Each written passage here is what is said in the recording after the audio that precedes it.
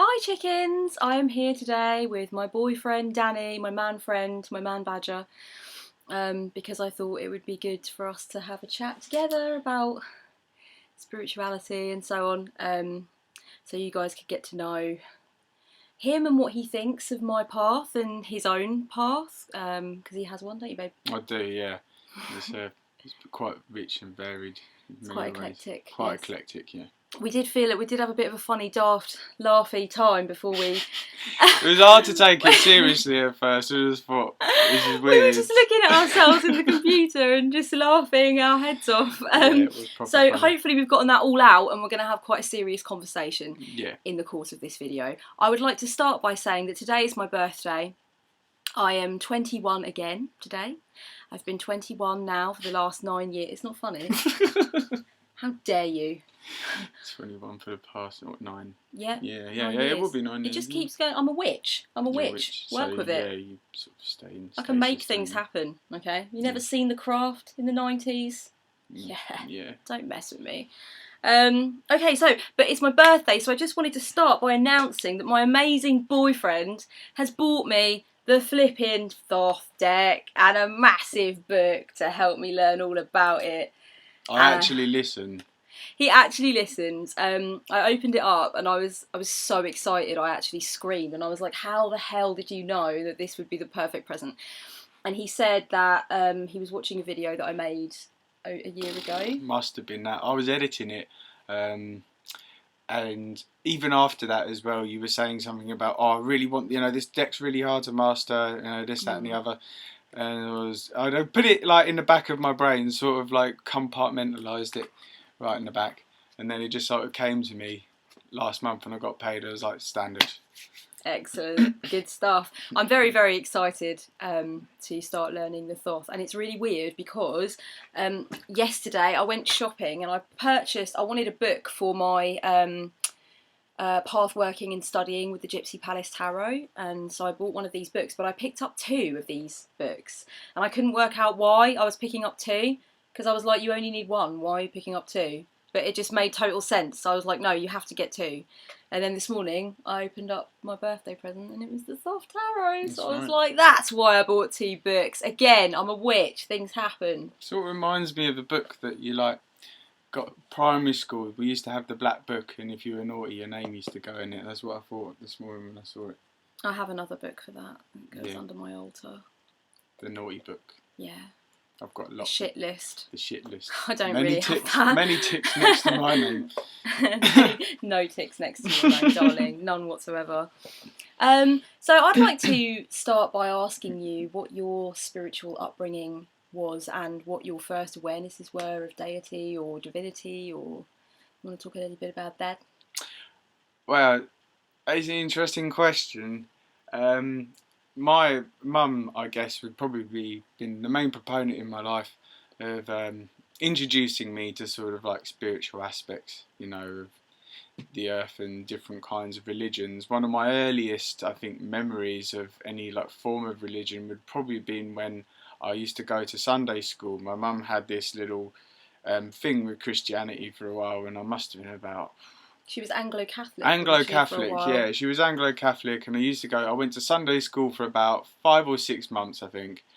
And I remember this one memory vividly, that they were handing out flowers at the end of a service, and it was held in a local primary school. I didn't go there, but I remember going down and picking up some flowers for my nan, and I was completely sort of overwhelmed by the whole situation. All these people congregating together singing, and the sort of like this very reverend geezer up in front. Sort of like, me going up, can I have some flowers for my nanny? How old were you then? I think I was about 6. Might have even been 5, Like, it was a long time ago. And anyway, I remember going in, like, you had this little class afterwards. I don't know what it's like anywhere else in the world, but generally Sunday school in England, you will have the service together and the kids go off somewhere else, and then you have, like, Bible study or whatever it is.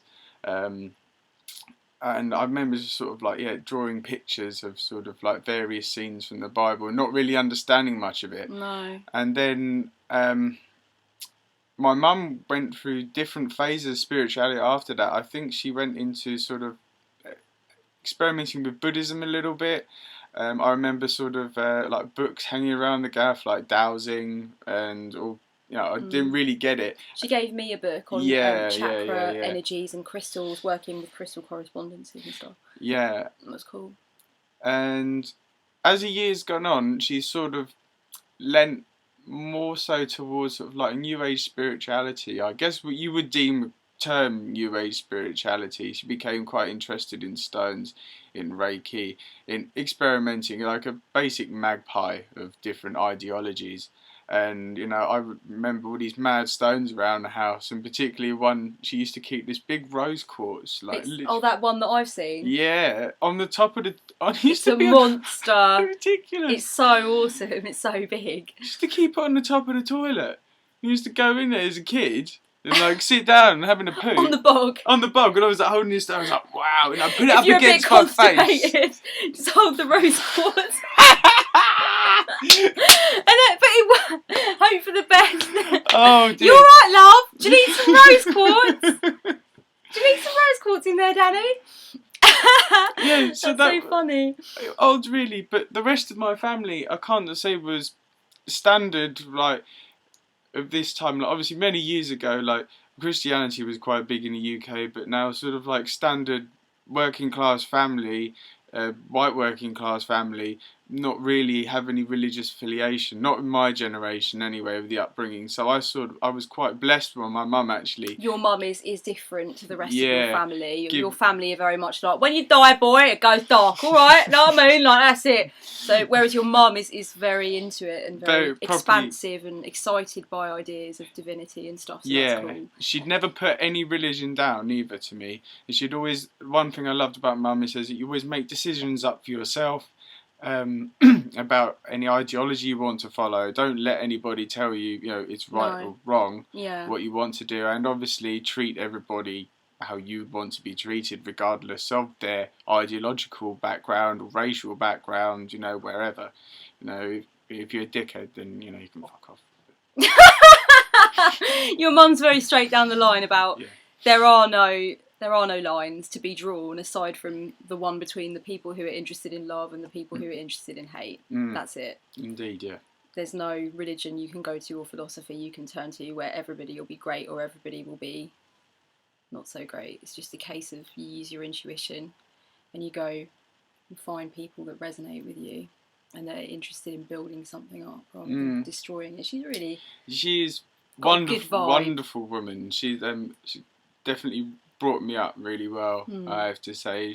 I like to think that anyway, she gave me some very good morals and I've stuck by them. Oh babe, I really wanted to ask you about that time in your childhood where you were seeing what your mother suspected was a spirit and then a woman came, and can you tell that story? Yeah, that was now again, this was probably around the time I think I was going to Sunday school. It might have been after or before. Obviously at that time in your life everything's a bit blurry as you get older. But I was in my first house I was living in. I was having night terrors for a while, and I specifically remember some odd things happening, like in sequence. I used to sort of wake up but not be asleep, if you know what I mean, but still be asleep and seeing stuff happening. Like it was almost like very vivid hallucinations. Sort of like it began with sort of like seeing spinning pound signs. Don't know where that came from. Might have been some kind of subconscious thing I was imagining from what I saw around me. Anti-capitalist from a young age. Anti-capitalist from a young age, mate. Yeah, but something that was quite traumatic, which my mum reminded me of when I was a bit older, and now when I sort of think about it, it brings up the memories of it. I can't remember it all fully, but it was frightening. A young boy used to stand at the end of my bed. And he looked really, really sad. And he was almost like, he's a scruffy looking lad, like he could almost say be Victorian, like the way he was dressed.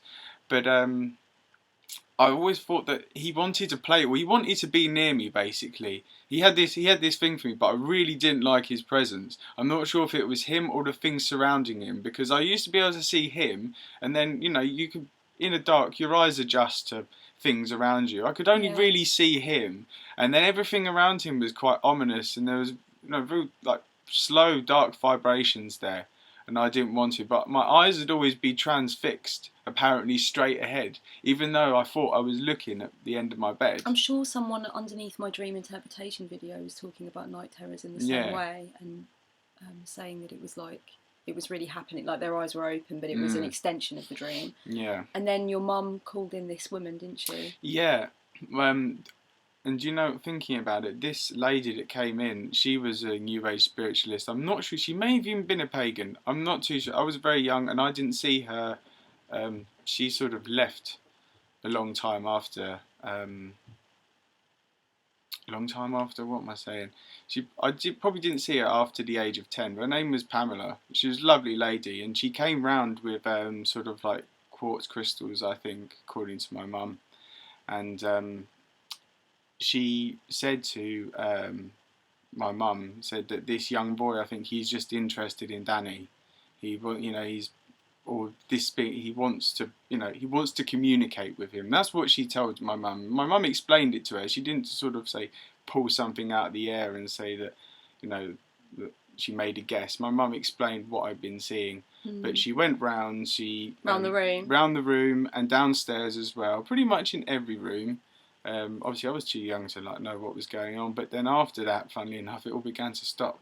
It all stopped after she did the energy. Pretty much. I'm presuming what she was doing was clearing the energy and setting an intention. Nothing at all after she'd done that. So she'd obviously reset physical boundaries or metaphysical boundaries. Interesting. And when you first met me, when you found out I was a pagan and a witch, what was your reaction to that? Banging. Excellent.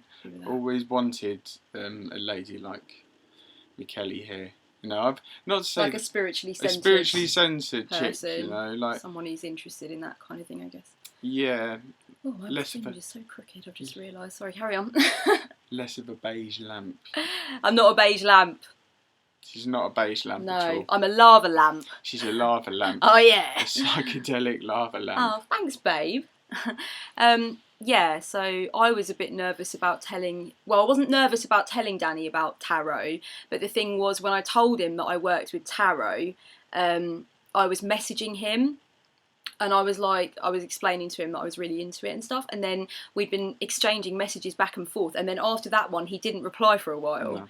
So I was like paranoid that he was like against it, and I thought that can't be right because we're so connected. Like, this is when we'd only just met each other, and I thought it's blatantly obvious that we're on the same level. It would be very unlikely if he was going to be kind of like ridiculous about tarot cards and judgmental about tarot cards, but it turned out he was just having his dinner. Yeah, I'd like to say in my defence, I saw that, and then I think it might be a combination of like going to have my dinner and my phone didn't have any signal, and I was thinking to myself, it is a little weird if I don't reply to that. But then eventually I did, didn't I? Yeah, and he said like, oh, my mum's got oracle cards and angel cards and stuff, it's really cool, and I was like, awesome, that's really wicked.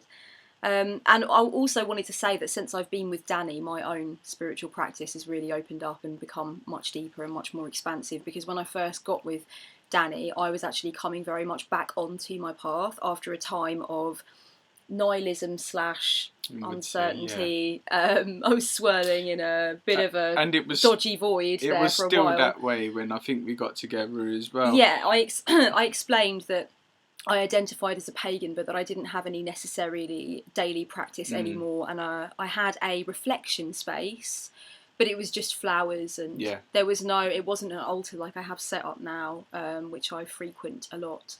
So actually being with Danny has made me come back onto the path more than I ever have been before. That's cool.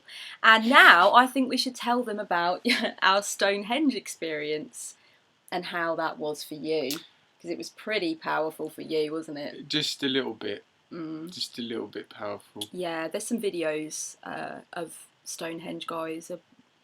June, it will be that I uploaded them. There's one of the drum circle in the middle and everyone having a bit of a party, and then there's one of me just saying, hi, I'm at Stonehenge, are you jealous? And that was it. I filmed that, in fact. You did film that, I was and you were that. laughing at me because I was like, oh, I was trying to stifle laughter. I've been up all night drinking and dancing, and I looked like a total state, and my hair as well. Like, it was really a big. bit dishevelled. The wind had been through it all night. It was proper windy up on there because if you to see where the camera was behind, it's literally just like rolling moors. It was amazing. Yeah, it was really cool. But so you came to Stonehenge. I did. And you like felt the energy of the stones and everything, didn't you? Yeah, when I first approached, sort of obviously there's like a long walk on the way, and everyone was getting pretty hyped. You know, there was a great sense of community there. Anyway, and then as we sort of approached near the stones, I could hear sort of like people. There was like drum circles going on, a lot of bells hitting, and then being a musician, well, a producer, I'm not a musician in the traditional sense, but I'm well into my primal beats. Hearing that just sort of stirs excitement in me anyway. I have a big connection to sound in a massive. It permeates every facet of my life, and it has done since I was a child, and I'm sure it will do to the grave and probably beyond that in the ether.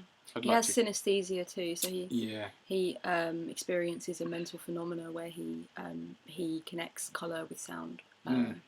And he sees sound as colour. Seeing sound as colour helps. He didn't realise he had synesthesia until he met me. And then he randomly said something like that one day, and I went, "Darling, you have synesthesia." And he was like, "Excuse you? What?" So, but yeah, it's rare, but it's cool.